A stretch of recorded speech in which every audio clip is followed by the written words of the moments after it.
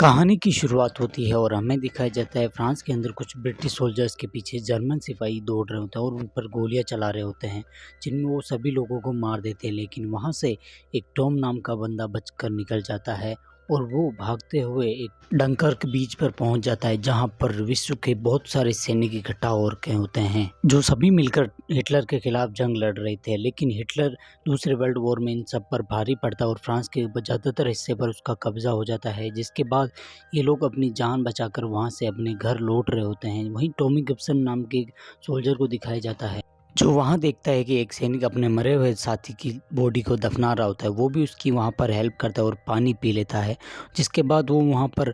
जहाज में चढ़ने के लिए जाता है, जहां पर बहुत बड़ी लंबी लाइन होती है, क्योंकि यहाँ पर एक दो नहीं बल्कि 4 लाख सैनिक इकट्ठा हो रखे होते हैं। तभी हमें दिखाया जाता है कि आसमान के अंदर दुश्मन के रॉकेट आ जाते हैं और उन पर बमबारी करने लग जाते हैं। घटना में कई सैनिक मारे जाते हैं और कई घायल हो जाते हैं, जिसके बाद यहाँ पर चारों तरफ अफरा तफरी का माहौल होता है और टोनी और गिब्सन वहाँ पर मौके का फ़ायदा उठाकर एक सैनिक को हॉस्पिटल वाली शिप में ले जाना चाहते हैं ताकि वो भी उसके साथ वहाँ से निकल सके। लेकिन जब ये लोग शिप में पहुँचते हैं तो इन्हें वापस वहाँ से नीचे उतार दिया जाता है, जिसके बाद ये लोग वहाँ से आकर मोल नाम के एक ब्रिज के नीचे छिप जाते हैं ताकि जब सबसे पहले ब्रिटिश जहाज़ जब इनको बचाना है तो ये उसमें सबसे पहले बैठ जाएं। जिसके बाद यहाँ पर वापस बमबारी होने लग जाती है और चारों तरफ भगदड़ मच जाती है, जिसमें कई लोग मारे जाते हैं। इसके बाद हमें दिखाई जाता है हॉस्पिटल वाले जहाज़ के ऊपर भी हमला हो जाता है जो कि इंग्लैंड जा रहा होता है और वहाँ पर लाखों सैनिक मारे जाते हैं और वो जहाज़ भी डूबने लगता है। जिसके बाद वहाँ पर अपनी सैनिक अपनी जान बचाने के लिए उस जहाज़ से कूदने लग जाते हैं। जिसके बाद टॉमी और गिब्सन भी वहाँ पर डूब रहे एक सिपाही को बचाते हैं जिसका नाम एलेक्स होता है। और शाम होते होते ये लोग एक बोट के सहारे एक इंग्लैंड वाली शिप में चले जाते हैं, जहाँ पर जो इनको बचाने आया होता है, और ये लोग उस शिप में पहुंचकर बहुत ही अच्छे तरह से खाना खाते हैं। लेकिन गिब्सन बाहर ही बैठा रहता है क्योंकि वो अलग ही सोच में रहता है। जिसके बाद इस शिप के नीचे एक टारपी को आकर टकराता है, जिससे इस शिप में भी ब्लास्ट हो जाता है और ये भी शिप डूबने लग जाती है, जिसमें सभी लोग डूब रहे होते हैं क्योंकि इस शिप के गेट बंद होते हैं। जिसके बाद हमें दिखाया जाता है कि गिब्सन वहाँ पर डूब रहे लोगों को बचाने के लिए वहाँ पर उस गेट को खोलने जाता है और उसने गेट खोल दिया होता है और अपने दोस्त टॉमी और एलेक्स को बचाकर बाहर निकल जाता है और एक बोट के सहारे ये किनारे पर आ जाते हैं, जहाँ पर लाखों सैनिक अपने घर जाने के लिए इंतज़ार कर रहे होते हैं। यहाँ पर कई सैनिकों को दिखाया जाता है जो कि हताश हो गए होते हैं और वो अपनी जान ले रहे होते हैं। जिसके बाद हमें दिखाया जाता है कि इंग्लैंड सरकार लोगों से अपनी प्राइवेट शिप मांग रही होती है ताकि लोग डंकर्स बीच में फंसे सैनिकों को बचाया जा सके, क्योंकि बड़ी शिप को किनारे तक ले जाना मुश्किल होता है, इसलिए उसे छोटी छोटी बोटों से सैनिकों को बचाया जा सके। जिसके बाद हमें दिखाया जाता है कि जॉनसन नाम का एक आदमी अपनी शिप और अपने 2 बच्चों के साथ उस सैनिकों को बचाने निकल जाता है, लेकिन वो अपनी शिप नेवी ऑफिसर को नहीं सौंपता है बल्कि अपने बच्चों के साथ खुद ही उन लोगों को बचाने निकल जाता है। जैसे ही ये लोग इंग्लैंड चैनल को पार करते हैं तो इनको एक जहाज़ का मलबा दिखाई देता है जिसके ऊपर एक सैनिक फंसा हुआ होता है। जिसके बाद डॉनसन अपनी शिप को उसके पास ले जाकर उस सैनिक को अपनी बोट में ले आता है, जो लेकिन वो सैनिक अपना नाम नहीं बताता है क्योंकि वो बहुत ही ज़्यादा डरा हुआ होता है, क्योंकि उसके सारे सैनिक हमले में मारे गए होते हैं। जिसके बाद उसे जैसे ही पता चलता है कि ये शिप भी उन लोगों को बचाने डंकर्क बीच पे जा रही है, तो ये उन लोगों को कहता है कि वहाँ मत जाओ, तुम सब मारे जाओगे। डॉनसन कहता है कि मैं वहाँ जाकर और कुछ सैनिकों को बचाना चाहता हूँ। जिसके बाद हमें दिखाया जाता है कि वो सैनिक अपने आप बचाने के लिए डॉनसन के ऊपर हमला कर देता है और उससे शिप का कंट्रोल लेने की कोशिश करता है, जिसके अंदर वो उस पर हाथापाई करने लगता है, जिसके अंदर उसका डॉनसन का बेटा जैक नीचे डेक से नीचे गिर जाता है, जिससे उसके सर में बहुत गहरी चोट आती है और उसका खून निकल जाता है। जिसके बाद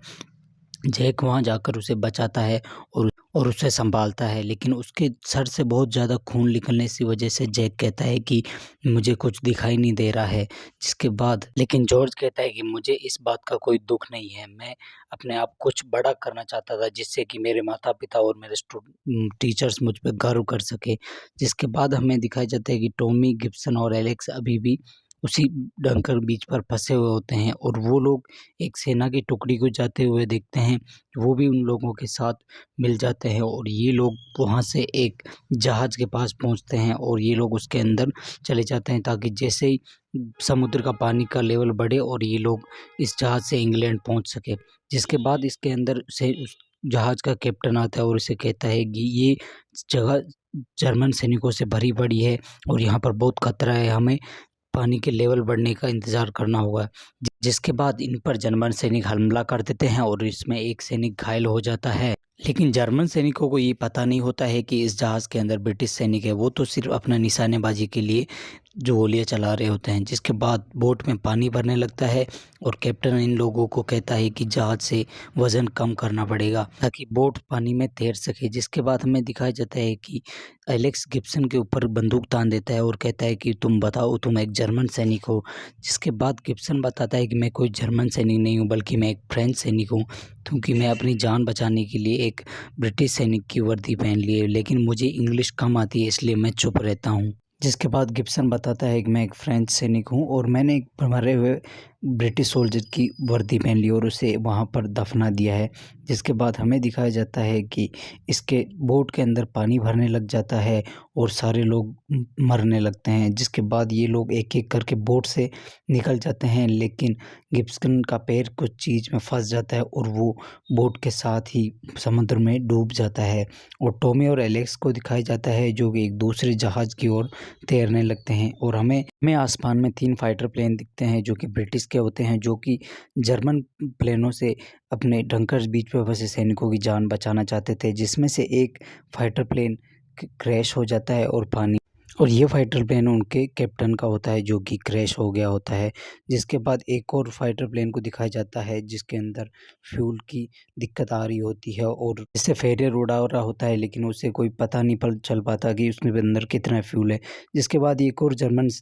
बॉम्बर को मारने में कामयाब हो जाते हैं, लेकिन इनका भी एक फाइटर प्लेन क्रैश हो जाता है, जिसे डॉसन देख लेता है और उसके पास अपनी बोट को ले जाता है उसे बचाने के लिए। लेकिन उसके अंदर जो सिपाही होता है वो उसके गेट को खोलने की कोशिश करता है, लेकिन वो नहीं खोल पाता है और वो भी डूबने लगता है। जिसके बाद वहाँ पर जैक आकर उसे और बचा लेता है और वो सिपाही बचने के बाद बहुत खुश होता है और ये लोग वापस डंकर्क बीच की तरफ चले जाते हैं। लेकिन अभी भी डंकर्क बीच पर फँसे हुए सैनिकों के ऊपर जर्मन सैनिक अटैक कर रहे होते हैं और उन लोगों पर वापस जाने को नहीं दे रहे होते हैं। जिसके बाद वहाँ पर अकेला एक ब्रिटिश फाइटर होता है जो कि उनसे लोहा ले रहा होता है, लेकिन वो ज़्यादा कुछ नहीं कर पाते। जिसके बाद ओलेक्स और टॉमी को दिखाया जाता है जो एक शिप के ऊपर पहुँचने की कोशिश कर रहे होते हैं, लेकिन उस शिप के ऊपर भी बम्पर हमला कर कर उसे डुबो देते हैं और चारों तरफ ऑयल ही ऑयल हो जाता है और फेरियर उनमें से एक को नीचे गिराने में कामयाब हो जाता है, लेकिन वो उस ऑयल के ऊपर क्रैश होता है जिससे वहाँ पर चारों तरफ आग लग जाती है और कई सैनिक मारे जाते हैं। लेकिन ये चीज़ डॉसन देख लेता है और अपनी शिप को वहाँ ले जाकर ज़्यादा से ज़्यादा लोगों को अपनी शिप में बैठाकर उनकी जान बचा लेता है, जिसमें टॉमी और एलेक्स भी शामिल होते हैं और ये लोग अपनी शिप को लेकर वहाँ पर इंग्लैंड की तरफ चले जाते हैं। जिसके बाद हमें दिखाया जाता है कि इंग्लैंड के बहुत सारे नागरिक अपने अपने बोट लेकर वहाँ पर सैनिकों को बचाने के लिए डंकर्क बीच पे आ जाते हैं और वो सैनिक भी बहुत ही खुश होते हैं और खुशी से झूमने लगते हैं। सिपाही ट्रकों का एक ब्रिज बनाकर शिप्स की तरफ पहुँचने लगते हैं, लेकिन फेरियर को दिखाया जाता है कि उसके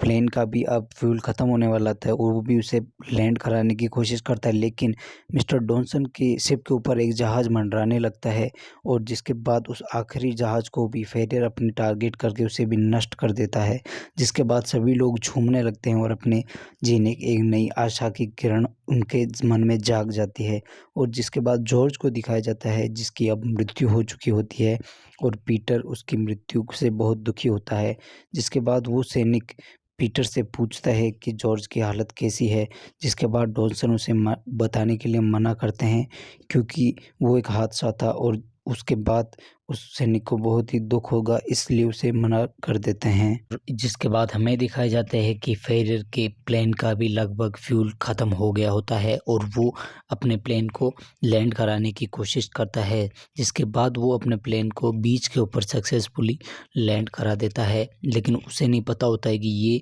इलाका जर्मन्स का होता है और वो अपने प्लेन को आग लगा देते हैं, वो जर्मन्स के हवाले कर देता है। जिसके बाद हमें दिखाया जाता है कि डंकर्क बीच से लगभग 3 लाख सैनिकों को रेस्क्यू कर लिया गया होता है और ये लोग अभी भी वहाँ पर फ्रेंच के बहुत सारे लोग होते हैं, जिसे कब बचाने के लिए कमांडर वोल्टर वहीं रुक जाते हैं। जिसके अब मिस्टर डॉनसन का शिप भी इंग्लैंड पहुंच गया होता है और सभी लोग अपने अपने घर जाने के लिए रेलगाड़ी में बैठने लगते हैं और ये लोग अब जैसे शहर में पहुंचते हैं, सभी लोग इनका बहुत ही अच्छी तरह के स्वागत करते हैं। भले ही ये लोग जर्मन से हार गए होते हैं, लेकिन इन लोगों की बहादुरी से इन लोगों को गर्व होता है और सभी लोग अपने अपने घरों पर सक्सेसफुली पहुंच जाते हैं। और पीटर देखता है कि अखबार में चर्चिल का एक स्टेटमेंट होता है जिसमें उसने केवल 30,000 लोगों के बचने की ही आशा जताई थी, लेकिन ये लोग 3 लाख सैनिकों को बचाने में कामयाब हो गए होते हैं। जिसके बाद पीटर एक न्यूज़ रिपोर्टर के पास जाता है और उसे जॉर्ज की कहानी बताता है, उसे छापने के लिए बोलता है। जिसके बाद वो रिपोर्टर मान जाता है और दूसरे दिन डॉनसन जब अखबार देखता है तो उसमें जॉर्ज की एक बड़ी सी फ़ोटो लगी हुई थी और उसकी कहानी छपी हुई होती है, जिससे वो बहुत ही हमारी आज की कहानी यहीं पर ख़त्म हो जाती है।